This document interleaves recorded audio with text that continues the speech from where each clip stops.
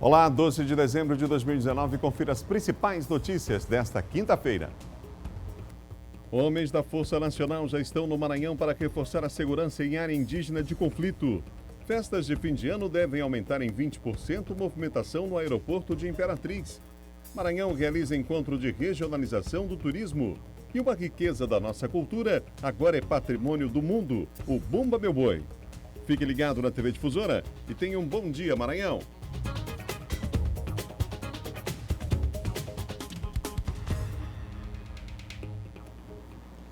Pode ter certeza que esse é o desejo de toda a nossa equipe, que você tenha um excelente dia. Você que nos acompanha em todo o estado aqui pela TV Difusora. Estamos começando o nosso Bom Dia com muita informação para você que nos acompanha em todo o estado.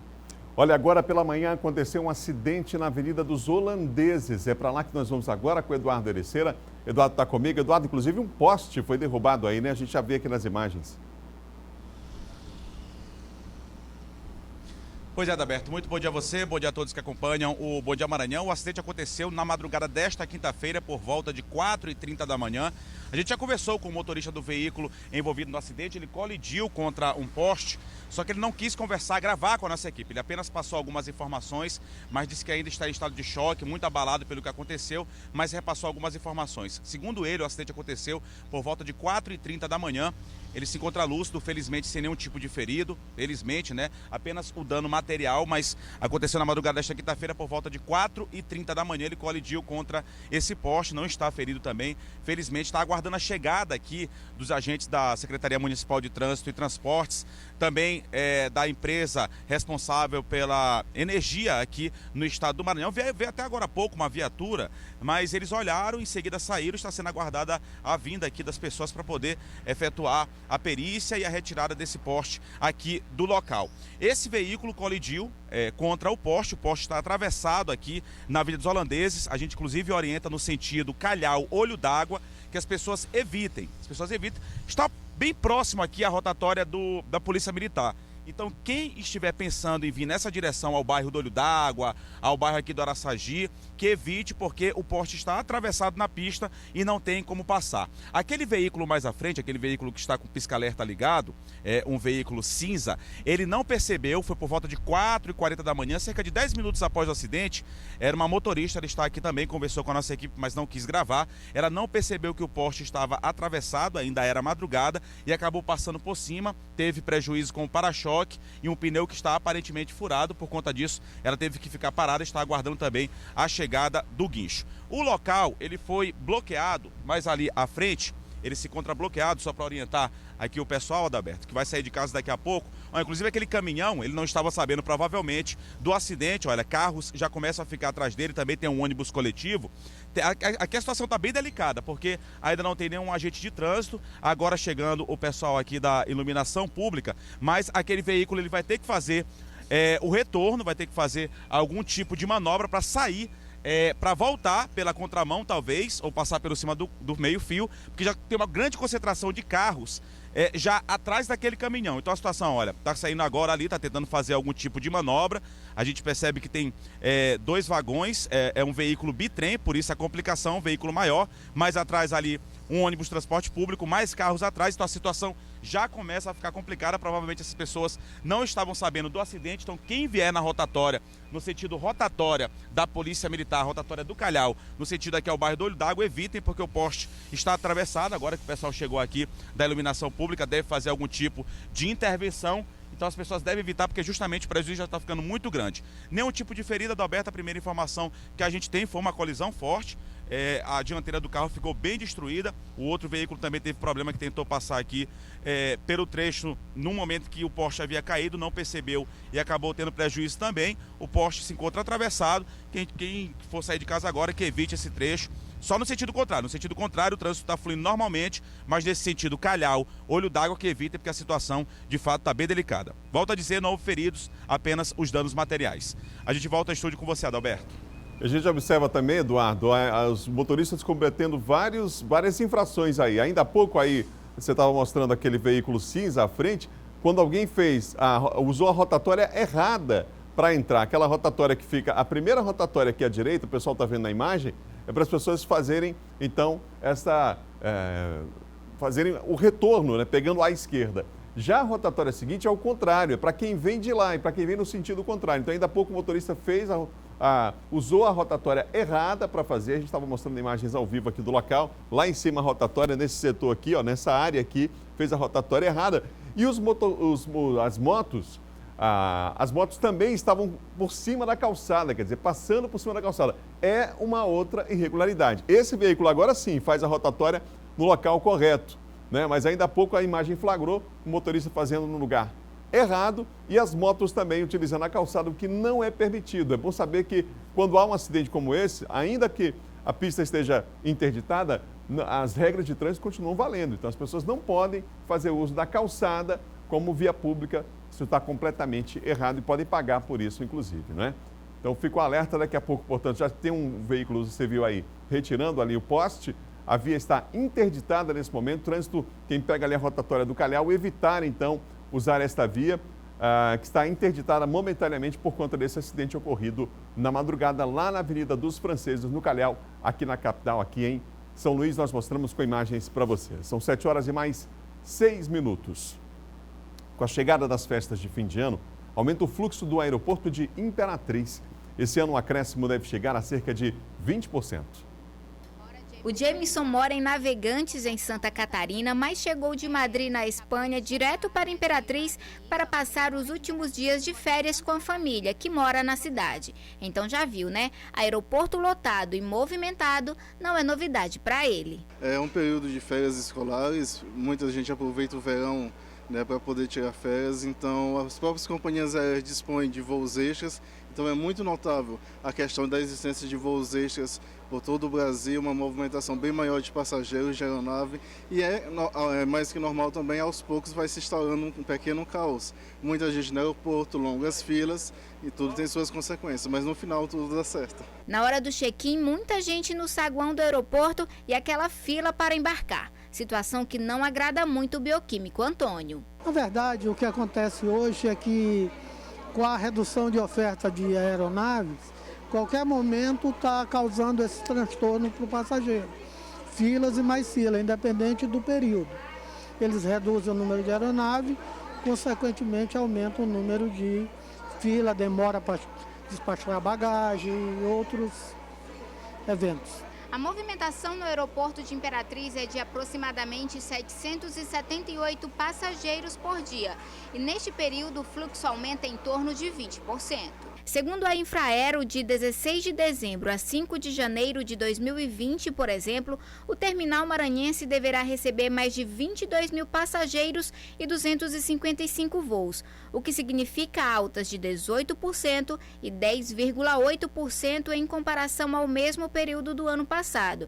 É tanto que até outubro deste ano já passaram pelo terminal mais de 279 mil pessoas, entre operações de embarques e desembarques. Aqui na capital maranhense, há pouco menos de 15 dias para as festas de fim de ano, é comum aí um aumento na procura por passagens. Com a obra de recuperação do terminal rodoviário de São Luís, iniciada há poucos dias, a gente foi até lá para saber os impactos causados. A empresa que ganhou a concessão de administração do terminal rodoviário de São Luís deu início esta semana às obras de reforma do local. Maria de Jesus aguarda ansiosa pelas novidades, mas já percebeu as melhorias.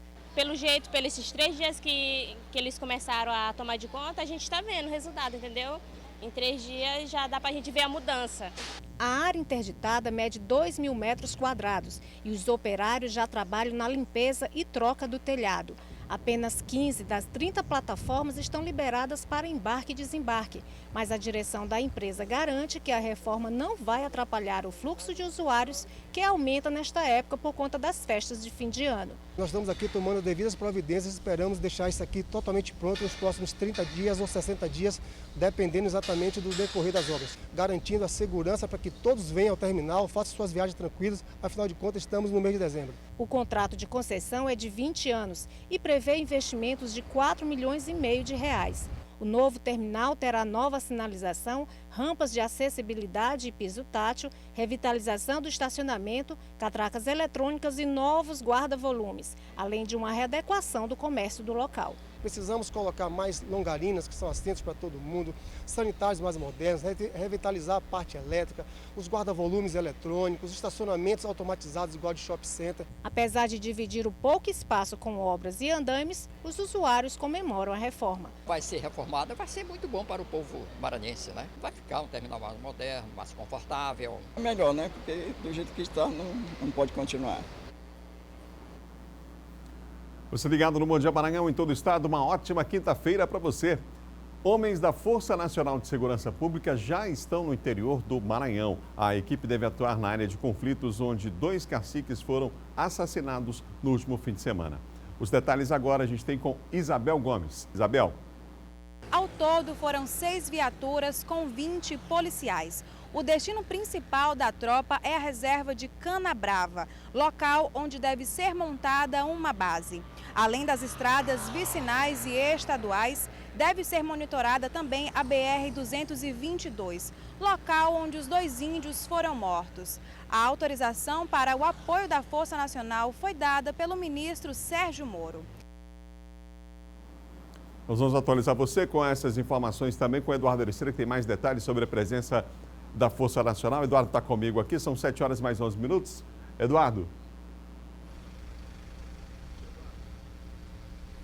Pois é, Adalberto, o comboio aí da Força Nacional, das tropas federais, após a solicitação do Ministério da Justiça e Segurança Pública, deixou Brasília e veio por terra. O comboio aí de viaturas da Força Nacional veio por terra até o estado do Maranhão. Eles chegaram ontem aqui ao estado do Maranhão, eles entraram pelo município de Porto Franco e na tarde de ontem, por volta de 16 horas, por volta das 4 horas da tarde, eles chegaram ao município de Genipapo dos Vieiras, onde aconteceu esse atentado, esse massacre que acabou aí vitimando 2 indígenas e outros 2 ficaram feridos. A polícia segue investigando o caso. Segundo a Secretaria de Segurança Pública aqui do estado do Maranhão, todo o apoio está sendo dado, apesar da responsabilidade ser do governo federal, todo o apoio está sendo dado. Policiais militares se encontram no local desde o último sábado, quando aconteceram os crimes aí de tentativa de homicídio, também os homicídios. A Polícia Civil também dá apoio à Polícia Militar e mesmo com a chegada das tropas federais, segundo a Secretaria de Segurança Pública, policiais militares ainda reforçam a segurança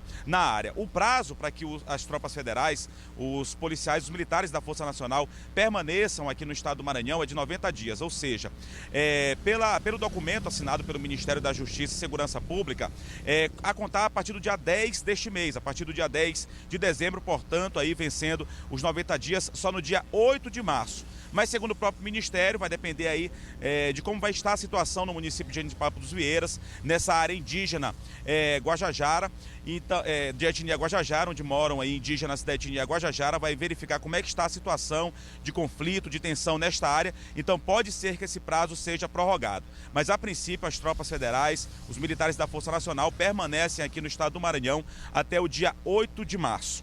A gente volta com você, Adalberto. Obrigado, Eduardo, pelas informações. Eduardo que continua lá na Avenida dos Holandeses, onde ainda há pouco aconteceu, na madrugada, na verdade, aconteceu um acidente, né? E o trânsito continua bastante complicado. Você que precisa acessar aí a Avenida dos Holandeses, no sentido Calhau, quem está saindo do Calhau, né, e vai na direção do Araçagi, enfim, bastante complicada a situação. Você viu o trânsito lento no local por conta de um desvio, já que houve um poste foi atingido por conta desse acidente, quando a gente mostrou aqui na abertura do nosso Bom Dia Maranhão. Confira agora o nosso giro de notícias. A Caixa inicia hoje o pagamento do abono salarial, Programa de Integração Social PIS, calendário 2019-2020, para os trabalhadores nascidos no mês de dezembro. Os valores variam de R$ 84,00 a R$ 998,00, de acordo com a quantidade de dias trabalhados durante o ano base 2018. Os pagamentos são escalonados conforme o mês de nascimento do trabalhador e tiveram início em julho. O prazo final para o saque do abono salarial do calendário de pagamentos 2019-2020 é 30 de junho de 2020. Mais de 13 mil vítimas de acidentes de trânsito no Maranhão deverão ficar sem indenizações, de acordo com projeções de ocorrências em 2020, feitas pelo Seguro DPVAT. A seguradora líder aponta o Maranhão como o 10º do país nesse cenário. Caso seja extinto, mais de 300 mil pessoas perderão direito ao seguro apenas em 2020. O estudo indica ainda que serão mais de 38 mil casos de vítimas fatais no trânsito e mais de 205 mil pessoas que ficariam com alguma sequela permanente depois de um acidente. Nos últimos 10 anos, cerca de 4 milhões de vítimas de acidentes de trânsito foram indenizadas pelo DPVAT em todo o país. Durante uma coletiva de imprensa realizada em Brasília, o Ministério da Justiça e Segurança Pública apresentou um relatório informando que o Brasil alcançou a meta de coletar 65 mil perfis genéticos de criminosos em 2019. O estado do Maranhão ficou em 5º lugar no ranking nacional em relação à coleta de DNA de presos condenados, ficando apenas atrás dos estados de Pernambuco, São Paulo, Goiás e Rio Grande do Sul. A partir de agora, o Maranhão possui um dos maiores bancos genéticos do país, que deve auxiliar na elucidação de vários crimes. No próximo bloco, Silvan Alves atualiza os principais assuntos da área de segurança. E mais, Maranhão realiza segundo encontro de regionalização do turismo. São 7h15. Vamos para o intervalo, mas a gente volta já já.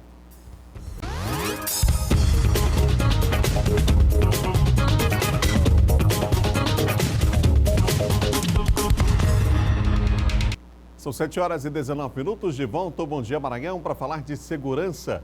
A Polícia Civil cumpriu 25 mandados de prisão na região metropolitana da capital. Durante a operação foram apreendidos equipamentos eletrônicos e documentos. Esta foi a terceira fase da Operação Tiro Certo, desencadeada pela Polícia Civil do Maranhão. Até agora, segundo o delegado que vem coordenando os trabalhos, 25 pessoas já foram presas. Há possibilidade de mais pessoas que compõem a quadrilha estarem soltas.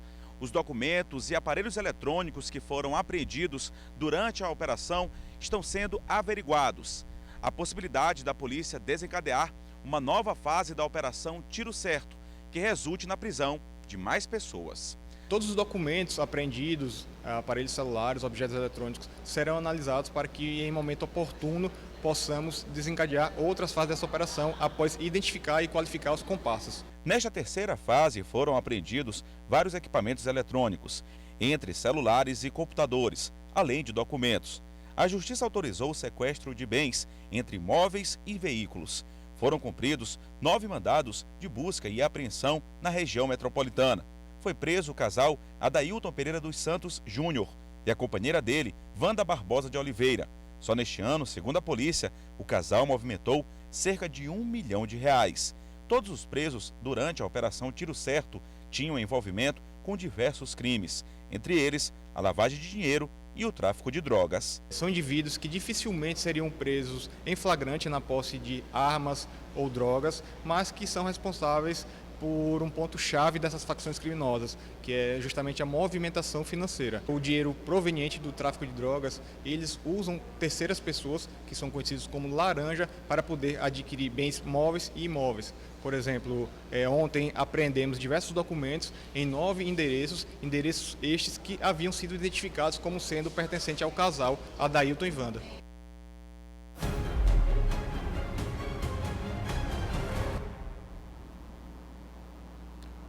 Vamos falar com o Silvan Alves sobre segurança. Silvan, bom dia para você. Bom dia, Adalberto. Bom dia a você, bom dia a todos. O que foi destaque ainda há pouco no Bandeira 2, Silvan? Olha, teve a prisão do Pedro Teles, que é filho do ex-prefeito Nezinho, lá de Barra do Corda, que foi assassinado, teve aquela tragédia do ano passado. E ele respondia a um processo aí da década de 90. É um caso de crime de homicídio, onde ele teria assassinado uma pessoa. Esse processo estava em tramitação na justiça e agora foi decretada a prisão dele. Foi cumprido o mandado de prisão e ele vai aguardar agora, ficar à disposição da justiça. Lembrando que o irmão dele, que é o Júnior de Nezinho, está preso, aguardando a definição de data para julgamento em função de ter sido o principal acusado do assassinato da morte do pai, no caso o ex-prefeito Nezinho. Qual foi o outro assunto que ganhou destaque hoje, Silvana? Teve um caso lá em Timon, que é um caso que repercutiu bastante, é que uma pessoa lá de Timon, lá da cidade de Timon, acabou sendo assassinada a tiros. E o que chama a atenção é que, embora o crime tenha ocorrido lá em Teresina, o crime foi praticado com uma arma que é de propriedade, pertence à Polícia Militar do Estado do Piauí. Não há registro de roubo dessa arma, não há registro de furto, e aí a investigação foi aberta justamente para apurar em que circunstâncias essa arma chegou às mãos dessa pessoa que cometeu o crime. A vítima é o Cleiton Guedes, é lá de Timon, ele tinha 25 anos, e também a motivação ainda não foi derivada, não foi identificada nos autos na investigação que foi aberta pela polícia. Obrigado, Silvana. Até amanhã. Obrigado, Alberto. Bom dia a você, bom dia a todos. Silvão Alves apresenta de segunda a sexta, 6 da manhã cedinho, Bandeira 2 aqui na TV Difusora. Mais de 900 mil famílias devem receber a 13ª parcela do Bolsa Família aqui do Maranhão. O pagamento iniciou ontem e segue até o dia 23 de dezembro. Edinalva Silva já tem destino certo para o abono extra que vai receber do Bolsa Família. Vai ser muito bom, né? Porque a gente já vai pagar as contas e se der, faz outra coisa mais. A família da pescadora é uma das 927 mil famílias maranhenses que contarão com uma parcela extra do Programa de Transferência de Renda. O 13º do Bolsa Família, instituído pela medida provisória 898 e editada em outubro passado, começou a ser pago esta semana e vai injetar 201 milhões de reais na economia. Com certeza essas pessoas vão estar pagando suas dívidas, comprando lá os presentes de Natal, é um reforço importante. Uma coisa também interessante é que o benefício médio desse mês aqui no Maranhão é em torno de R$ 435 por família beneficiada. O benefício extra será pago com o mesmo cartão, nos mesmos dias e por meio dos mesmos canais que os beneficiários recebem as parcelas regulares do programa. Mototaxistas da região tocantina aprovaram um projeto de lei e acabou de ser, eles estão comemorando aí no projeto de lei que foi aprovado na Assembleia Legislativa que isenta alguns desses mototaxistas do pagamento do IPVA e do licenciamento. Confira na reportagem de Micaele Martins. Mototaxista há 15 anos, hoje Josenildo comemora a isenção do IPVA e do licenciamento da sua motocicleta. Para quem paga IPVA, já o próximo ano já não vai mais pagar, né? Isso vai ser um ótimo... Uma boa economia? Com certeza, boa economia para a categoria, né? No início deste mês, a Assembleia aprovou por unanimidade o projeto de lei que isenta os mototaxistas de motos de até 200 cilindradas do pagamento do imposto sobre a propriedade de veículos automotores, o IPVA, e o licenciamento do veículo. Estender esse benefício a essas categorias, com detalhe que eu vou relembrá-los, com R$ 50 se quita o IPVA e a taxa de licenciamento por ano em atraso. Pelo ano vigente e pelo ano de atraso. Para os mototaxistas, ficam reduzidos em 50% os débitos referentes ao exercício de 2017 e 2018 e ficam reduzidos ao valor de R$ 30 para os débitos anteriores a 2017. O presidente do Sindicato dos Mototaxistas de Imperatriz ressalta que esta é uma luta antiga da categoria. O IPVA hoje, através do Moto Legal, o mototaxista está pagando IPVA de R$ 20. É R$ 20 que vai deixar de sair do bolso. Antes era maior. Então, mas veio, em contrapartida, veio o licenciamento que também foi liberado. O licenciamento hoje custa R$ 85. Então, nós vamos ter uma economia no bolso aí em torno de 100 a 120, a 100 e poucos reais. São 7 horas e mais 26 minutos. Vamos conferir agora a previsão do tempo aqui na capital e no interior também. Vem comigo, a gente começa com São Luís, hoje com céu parcialmente nublado, com possibilidade de chuva, hein? Mínima de 27, máxima de 30 graus. Em Imperatriz vai esquentar um pouco mais, por lá céu parcialmente nublado, com possibilidade de chuva também. Mínima de 23, máxima de 33 graus. Em Caxias, céu parcialmente nublado, com possibilidade de chuva. Mínima de 22, máxima de 32 graus. Mais 3 cidades no nosso mapa, parceria com o Labinete, que é o laboratório de Meteorologia da Universidade Estadual do Maranhão. Vamos começar com Bacabal. Por lá, céu parcialmente nublado, com possibilidade de chuva. Mínima lá em Bacabal, vamos ver? 23, máxima 33 graus. Em Balsas, céu parcialmente nublado, com possibilidade de chuva e trovoada em Balsas, hein? Mínima de 23, máxima de 32 graus. Em Barra do Corda, tempo nublado a parcialmente nublado, com possibilidade de chuva. Mínima de 23, máxima de 33 graus. Informações aí do NUGEL, que é o Núcleo Geoambiental da Universidade Estadual do Maranhão. São 7 horas e 27 minutos, 7h27, não perca a hora. Vai ser aberto daqui a pouco o segundo encontro de regionalização do turismo aqui no estado. O Eduardo Ereceira tem os detalhes para nós e está comigo outra vez. Eduardo.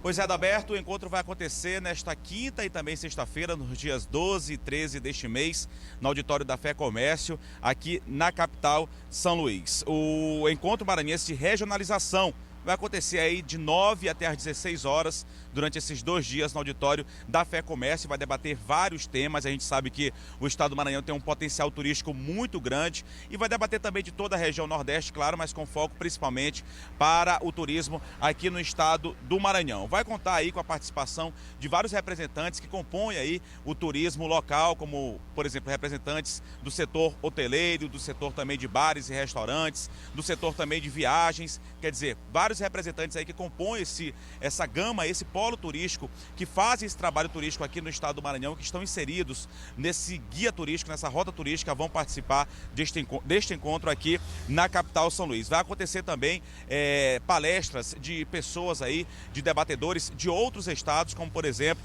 pessoas que vêm do estado de Goiás para ministrar palestras, e também do Ministério do Turismo do Governo Federal. Também vai contar com a participação de representantes do Governo Federal, do Ministério do Turismo, durante aí esse evento que acontece aqui na capital São Luís. A gente lembra que atualmente o Maranhão possui 10 polos turísticos e 54 municípios no mapa do turismo. O levantamento foi divulgado pelo Ministério do Turismo em Brasília, e em todo o país foram identificadas 2.694 cidades de 333 regiões turísticas. Quer dizer, o estado do Maranhão, o Brasil como um todo, tem uma força aí muito grande do turismo, e há viagens aí de pessoas de um estado para o outro, também muitos turistas que vêm de fora do Brasil e estrangeiros visitando todo o país, e claro também o estado do Maranhão, que tem um potencial turístico muito grande. A gente volta com você, Adalberto. Obrigado, Eduardo, pelas informações. Está aí o nosso Eduardo Ericeira participando aqui do Bom Dia mais uma vez, enquanto que acontece hoje de regionalização do turismo aqui no estado, hein? No próximo bloco, Bumba Meu Boi, do Maranhão para o mundo. Manifestação tem reconhecimento da Unesco. E mais, John Coutrinho traz os bastidores da política. São 7h29. O Bom Dia volta já já.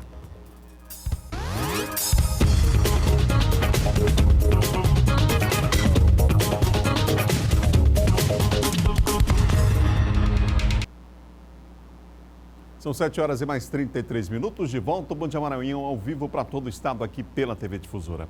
A gente volta falando sobre saúde, porque aqui na capital, ontem a gente até antecipava, as pessoas que sofrem de autismo, crianças e adolescentes em especial, vão ter um serviço ampliado. O centro que trata do assunto no bairro do Olho d'Água foi ampliado, e as famílias, inclusive, comemoram aí o fato de agora terem mais equipamentos, maior estrutura, já que o local, inclusive, o próprio secretário Carlos Lula anunciou aqui no Bom Dia que o espaço estava muito pequeno e em breve seria ampliado, e agora foi entregue então esse centro já com os serviços ampliados para as pessoas que sofrem do transtorno do espectro autismo. A Valciane começou a perceber que havia algo de diferente com o filho quando ele tinha 2 anos de idade. A partir daí, começou a busca pelo diagnóstico correto. Fui em alguns profissionais, eles falaram que isso era normal, que isso poderia acontecer com algumas crianças, porém nada era alertado. Aí depois de 3 anos, um pouquinho, eu fui em uma psicóloga, aí ela falou que ele tinha alguns traços de autismo, né, que eu tinha que investigar. Foi que quando veio o diagnóstico de autismo. O centro de referência destinado a pessoas com transtorno do espectro do autismo foi entregue nesta quarta-feira pelo governador Flávio Dino, que percorreu todas as dependências do prédio para conhecer os espaços totalmente adaptados. Realização de um sonho das famílias, dos pacientes que são atendidos aqui, dos profissionais de saúde, da nossa equipe, porque nós implantamos no centro de reabilitação que já existia um espaço, mas ainda muito pequeno, com uma capacidade de atendimento obviamente limitada, e aqui nesse novo local, com esse investimento que fizemos, nós estamos dobrando o número de pacientes que serão atendidos, triplicando ou quadruplicando o número de atendimentos com várias abordagens, com várias terapias que serão aqui aplicadas, com uma abordagem multidisciplinar num espaço físico adequado. O transtorno do espectro autista é um problema neurológico caracterizado pelo comprometimento da interação social, comunicação verbal e não verbal e do comportamento. Com o novo centro, será possível ampliar a oferta de atendimento de 1.200 para aproximadamente 6.000 por mês. Primeiro, centro em aba do país, e agora a gente, além da aba, vai ter outras terapias. Ele é todo especializado por desenvolvimento da autonomia. A gente vai ter espaço, por exemplo, como a cozinha, o quarto, ele não é porque alguém vai dormir ou vai morar, comer aqui. Na verdade, faz parte da terapia. Eles vão desenvolver autonomia para poderem socializar, para poderem desenvolver capacidades que a gente tem no dia a dia. Para ter acesso aos serviços, é necessário passar por uma triagem, para que as equipes formadas por diversas especialidades possam indicar o tratamento adequado. O paciente interessado, ele pode se endereçar diretamente à unidade, né, colocar o seu nome numa lista de espera. Dessa lista de espera haverá uma triagem do paciente para que seja identificado tanto o diagnóstico, que vai ser feito por uma psiquiatra infantil, e depois uma classificação de para qual tipo de serviço interno que esse paciente pode ir. Aqui nós vamos oferecer a intervenção precoce, vamos oferecer um serviço intensivo, em que o paciente vem todos os dias, e um serviço semi-intensivo, em que o paciente vem 3 vezes na semana. Esse centro de referência tem um trabalho extremamente importante, foi ampliado a partir de agora, ainda bem. As famílias, né, que têm filhos autistas sabem bem da atenção que precisam dar. E outra coisa, você tem um aspecto multidisciplinar aí no atendimento a esses pacientes. São psicólogos, são pediatras, são vários médicos que atendem esses pacientes. Por isso a necessidade, inclusive, da ampliação dele aqui na capital. E claro, a gente torce para que também nos próximos anos o interior do estado também seja contemplado no que diz respeito a ações dessa natureza. Essa semana, inclusive, estivemos aqui recebendo o secretário de Saúde do Estado falando sobre a ampliação de serviços no interior do Estado também, mas em especial para esse público. A gente espera que toda a atenção seja realmente dada. As famílias que nos assistem agora sabem bem da necessidade de dedicar tempo, né, e de que o atendimento seja especializado a pacientes autistas aqui em todo o Maranhão. Nós vamos agora à participação de John Coutrin, porque é hora de falar de política.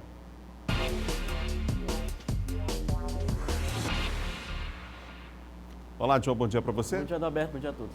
A gente começa falando sobre a repercussão lá em Brasília ainda, daquela questão das emendas parlamentares, né, John? Aquele acordo, inclusive, que se chegou para a destinação dessas emendas federais. Isso, é um projeto aprovado lá no Senado, né, que a partir de então, Adalberto, o que é que ocorre?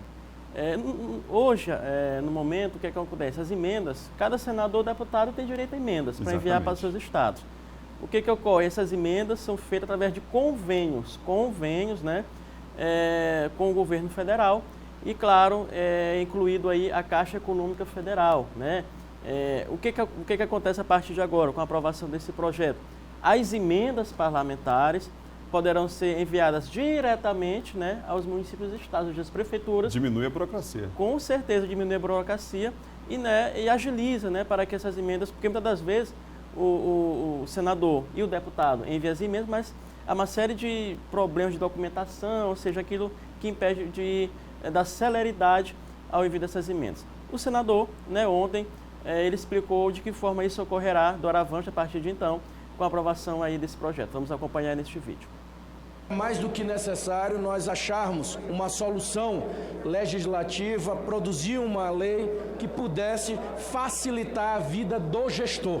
Os prefeitos, todos sabem que já tem uma dificuldade muito grande para manter os seus municípios com portas abertas. Dinheiro de investimento hoje praticamente é uma emenda parlamentar. Hoje, o que ainda acontece nos municípios, pode ver, a grande maioria das ações são emendas dos parlamentares destinando para as suas bases. Na hora que você coloca, ela permite até 70% desse recurso para investimento e até 30% das suas emendas parlamentares para custeio. E quem não quiser fazer via essa modalidade, não fica obrigado, pode utilizar o método tradicional. Então, esse trabalho, a Federação dos Prefeitos do Maranhão, presidida pelo prefeito Erlânio Xavier, o primeiro vice-presidente, o prefeito Eric de Barra do Corda, e todos os diretores da FAMEM, eles acompanharam muito de perto, fizeram esse apelo para que a bancada, aqui a representação do Maranhão, pudesse ajudar na aprovação da PEC. Então, o PDT, o senador Everton, está votando sim. Parabéns à desburocratização, parabéns a todos que estão pensando de verdade na vida lá na ponta dos municípios, porque o recurso chegando rápido, é mais barato a obra, é mais rápido ela acontecer e, claro, que a prestação de contas também. E aí, Adalberto, alguns especialistas criticaram esta medida, porque assim, a partir de então, já que vai ser essas emendas diretamente transferidas, né, a estados e municípios, as prefeituras, eles alegam que pode aí fragilizar a fiscalização federal. Mas o que ocorre? O próximo ano, é claro, eles vão ainda votar, né, um trecho que deixa bem claro que o governo federal fiscalizará, né, o envio desse dinheiro, ou seja, a CGU. Então, os senadores deixaram bem claro isso. Não quer dizer que vai afrouxar a fiscalização, né, que pode haver aí corrupção no envio dessas emendas parlamentares. Mas no próximo ano já, na volta do recesso, vai ficar bem claro, né, ali nessa PEC, que caberá, portanto, à CGU, ao governo federal, fiscalizar o emprego delas. Não é porque o governo federal, a Caixa Econômica, não estará mais diretamente envolvido, que não haverá fiscalização devido a essas emendas, até importante, como o próprio senador destacou e enfatizou.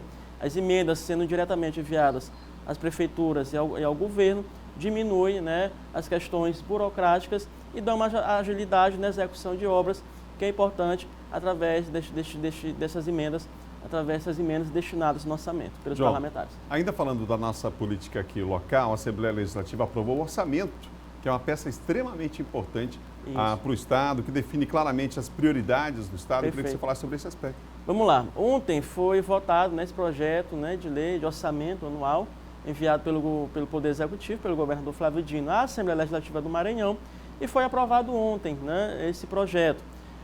O que é esse projeto de lei de orçamento anual? É uma peça fictícia, ou seja, uma previsão. Uma né? previsão. Qual a previsão do orçamento para o próximo ano? De gastos públicos, né, Isso, do Estado. 19,9 bilhões de reais. 19,9 bilhões de reais.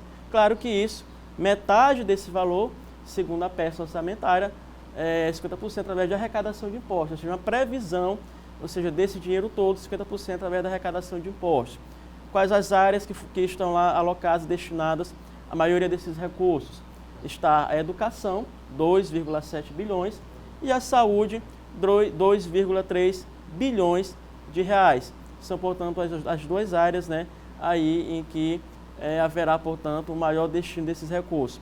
Alguns deputados votaram contra, né, o orçamento da taxa de oposição, como o César Pires, o Adriano Sarney, né, se colocaram contra, porque eles quiseram o seguinte, eles pediram que fosse remanejado dinheiro ali da comunicação para outras áreas, por exemplo, para o Fundo de Combate ao Câncer, né, para a criação de um hospital veterinário, mas o próprio líder do governo, o deputado Rafael Leitão, enfatizou o seguinte, olha, vocês têm direito a emendas, né, vocês têm direito a emendas, então através dessas emendas vocês podem colocar, portanto, esse dinheiro, né, para o Fundo Estadual do Câncer e também para a construção do hospital veterinário, por exemplo, como eles queriam ontem, o deputado César Pires, deputado Hélio e deputado Adriano Sarney. Ou seja, então, o líder do governo disse que era apenas no sentido aí de tumultuar, né, a sessão, mas foi aprovado por maioria unânime dos deputados, 40 deputados presentes ontem, dos 42, portanto, estiveram ontem para votar o projeto também e outros, além do projeto de orçamento, outros projetos que estavam em pauta também ali, né, na Assembleia Legislativa do Estado do Maranhão. Portanto, aí, aprovado orçamento de 19,9 bilhões de gastos ali para o próximo ano, previsão orçamentária. A gente daqui a pouco vai falar do presidente Jair Bolsonaro, que passou por exames para investigar um possível câncer de pele, depois saiu uma nota já no fim da noite de ontem. Mas antes eu queria voltar, já que você está falando sobre o parlamento, na Câmara dos Deputados e no Senado também é aquela final do ano chegando, é hora de limpar a pauta, né, como eles costumam dizer. E um projeto foi aprovado ontem que gerou polêmica aí, governo e oposição, por conta de flexibilizar aí as ações agora no sentido de facilitar a privatização de empresas, por exemplo, na área do saneamento, não é isso, John? Isso, votado ontem esse projeto na Câmara, né, do Marco Legal do Saneamento. Entre a proposta principal desse novo Marco Legal do Saneamento está a flexibilização para a privatização dessas empresas de saneamento. Ou seja, o que acontece agora? Né, estados, por exemplo, aqui em São Luís, nós temos a Caema, que é uma empresa pública. Poderá, portanto, com a aprovação desse projeto, pode haver a privatização, ou seja, dos municípios, né, essa concessão, né, para abastecimento poderá ser feita agora a partir, né, de empresas privadas. Abre esse leque, né, flexibiliza, né, essa possibilidade ali do marco legal. Além disso, claro, Adalberto, do marco legal do saneamento, outros pontos definidos. O que eles disseram lá? O que eles prevêem nesse projeto? Que até o ano de 2033, a previsão é que 99%, né, já estejam dos lares, né, das residências, já tenham água potável. Além disso, 90% também dos municípios tenha saneamento básico. Então é a previsão. Né? Hoje não chega nem a metade, né? Nada, infelizmente não. O Brasil ainda, né, está muito atrás em relação à questão do saneamento. A preocupação da oposição é aumentar quem vai pagar a conta, né? Que o consumidor final, por exemplo, pague uma conta mais alta do que paga hoje. Com certeza, quando fala em privatização sempre tem isso, né? Aumento de gasto, aumento de custo e sempre sobra para o consumidor. Mas a oposição, claro, alguns deputados do Maranhão votaram contra, o Márcio Gerri, né? Deputado Bira, votaram contra esse projeto, alegando justamente isso, Adalberto.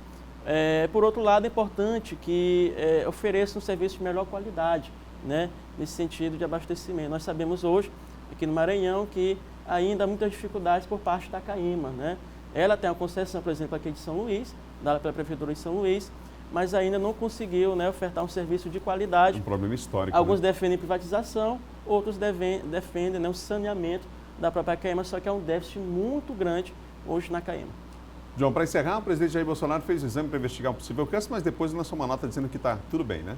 Ontem ele foi fazer um exame chamado cauterização, né, de sinais ali na orelha dele, e ele disse depois desse exame ali, desse procedimento, aliás, ele poderia haver a possibilidade de um câncer de pele, né?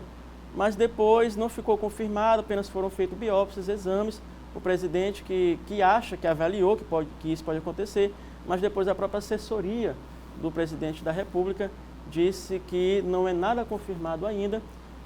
O presidente falou também que ele sempre teve muita exposição, né, ao sol, mas que ainda não está confirmado ainda esse câncer de pele no presidente Jair Bolsonaro e que, por enquanto, ele ainda brincou o vice Hamilton Mourão, continuando o cargo.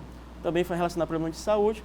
O prefeito de São Paulo, Bruno Covas, foi para a UTI ontem, né? Ele também tem um câncer por questão de um sangramento. Está fazendo sessões de quimioterapia, mas ontem voltou para a UTI por causa desse sangramento. Obrigado, João. Até amanhã. Obrigado. Até amanhã, Dalberto. João Coutrinho, nosso colunista de política. Vamos mostrar agora em tempo real como é que está o trânsito aqui na capital, gente. São 7 horas e 48 minutos. Olha só, tem 4 pontos aqui. A gente começa pela rotatória do Calhau. Olha como está o trânsito nesse momento para quem vem do Araçagi, não é desse setor da cidade do Olho d'Água também. Olha só, um fluxo grande de veículos nesse momento. Rotatória do Calhau, fazendo uma correção aqui, essa é a rotatória do Calhau. Do lado esquerdo, os veículos que estão vindo exatamente dessa região que eu falei ainda há pouco. E aqui à direita você observa a movimentação pequena. A gente não tem informação, eles já retiraram um poste que estava atravessado lá. Ainda está atravessado o poste, hein, gente? Então é bom evitar essa pista aqui da direita. Alguns veículos estão se deslocando ainda, mas daqui a pouco, lá mais à frente, eles vão ter que fazer um desvio por conta de um acidente que aconteceu na madrugada. A Avenida dos Holandeses, eu repito, com o trânsito continua ainda interditado em um trecho desta avenida, logo aqui após a rotatória nessa pista da direita. Agora vamos para a Avenida Daniel de Latouche, cruzamento com a Avenida dos Holandeses.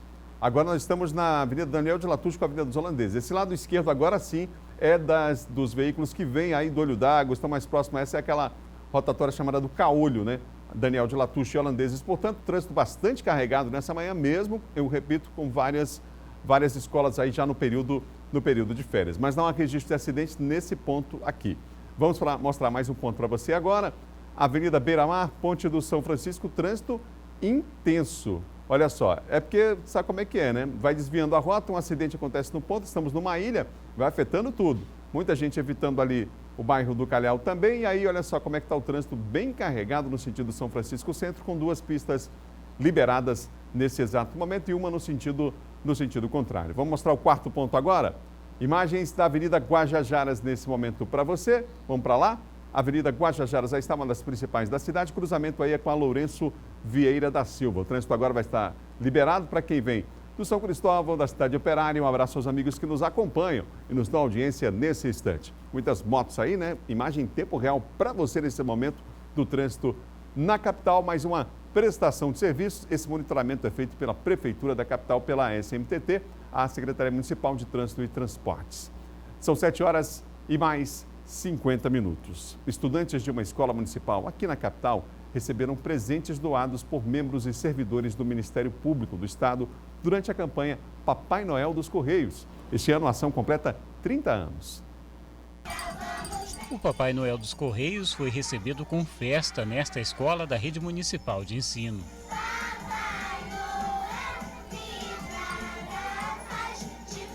E não é para menos. O bom velhinho trouxe presentes tão esperados e que foram pedidos nas cartas escritas com a ajuda dos professores e dos pais. A escola ficou muito grata aos Correios por essa escolha, por estar representando a nossa comunidade aqui do centro, por estar recebendo o Papai Noel dos Correios, pelo apadrinhamento do Ministério Público.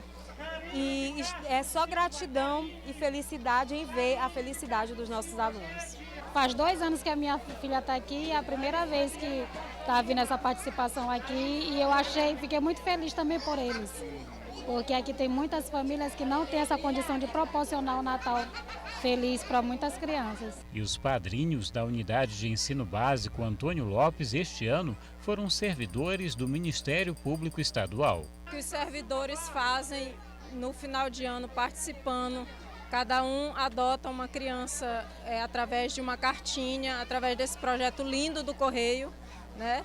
E o Ministério Público participa com muito amor, né? Um momento de amor, de recomeço, em que a humanidade pensa em ser melhor, em dar o seu melhor, em fazer o mundo melhor. E o Ministério Público do Estado do Maranhão tem maior prazer em participar desse projeto. Este ano, a expectativa é de que a campanha Papai Noel dos Correios possa presentear cerca de 5.000 crianças em todo o estado, 1.500 só aqui na capital. Ação que já dura várias décadas, mas que continua emocionando quem faz parte do trabalho. Tocando o coração da sociedade, a gente teve uma meta bem arrojada e a gente colocou cartinhas para os padrinhos corporativos, que são as entidades. Aqui a gente está com uma agraciando essa escola e a sociedade em geral que fez o apadrinhamento de pessoas físicas. A gente tirar o sonho dessas crianças do papel e tornar realidade. E a gente está aqui fazendo isso nesse momento com a graça de Deus.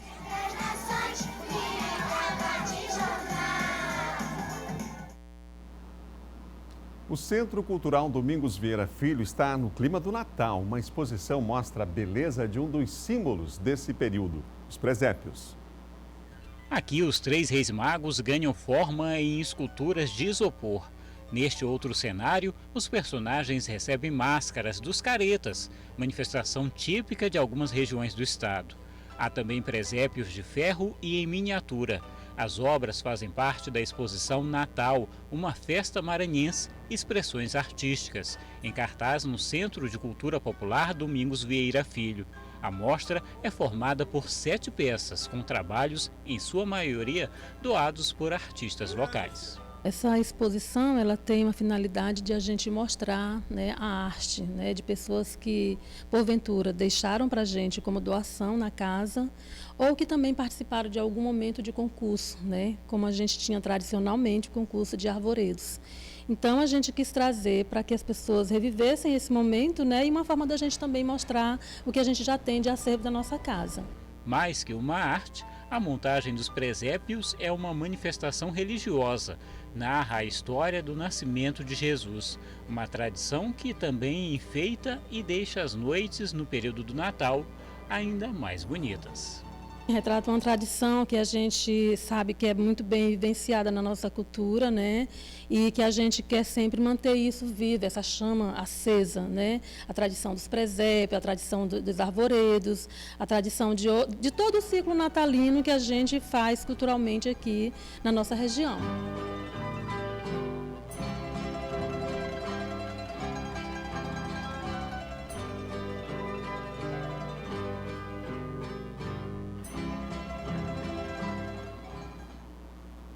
São 7 horas e mais 55 minutos do Maranhão para o mundo. Foi anunciado ontem em Bogotá, na Colômbia, que o Bumba Meu Boi foi escolhido como Patrimônio Cultural e Material da Humanidade pela Organização das Nações Unidas para a Educação, Ciência e Cultura, a Unesco.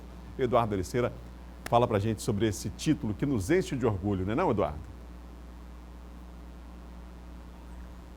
Pois é, Adalberto, título merecidíssimo aí, o Bumba Meu Boi, que em 2011 já tinha sido reconhecido pelo Instituto de Patrimônio Histórico e Artístico Nacional como Patrimônio Cultural do Brasil e agora foi conhecido como Patrimônio Imaterial Cultural da Humanidade pela Organização das Nações Unidas, título que foi concedido ontem lá em Bogotá, na Colômbia.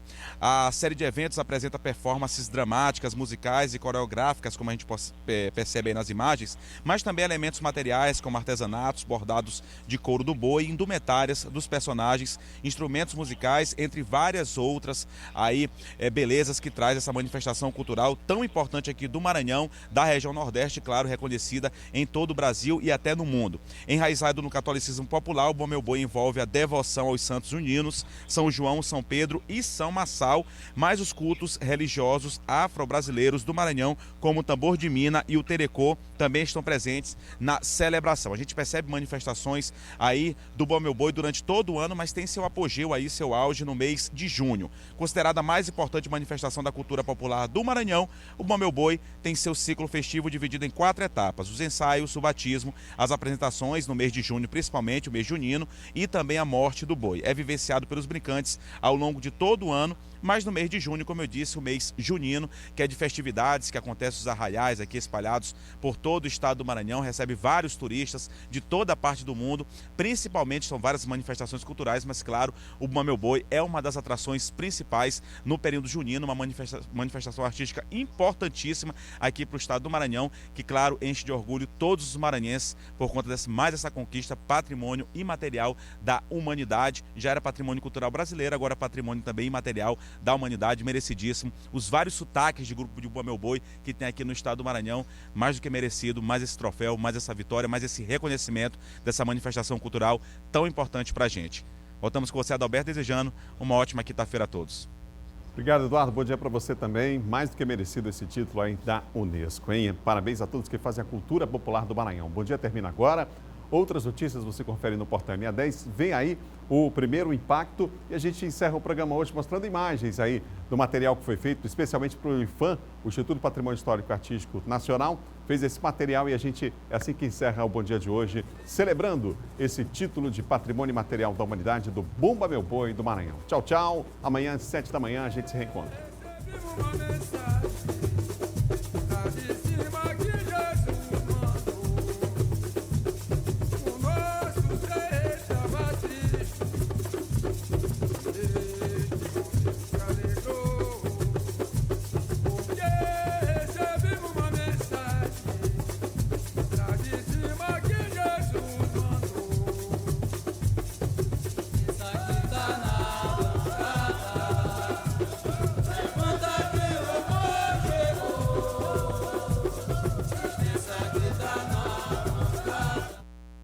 Jornal Nacional, Carla Coreira.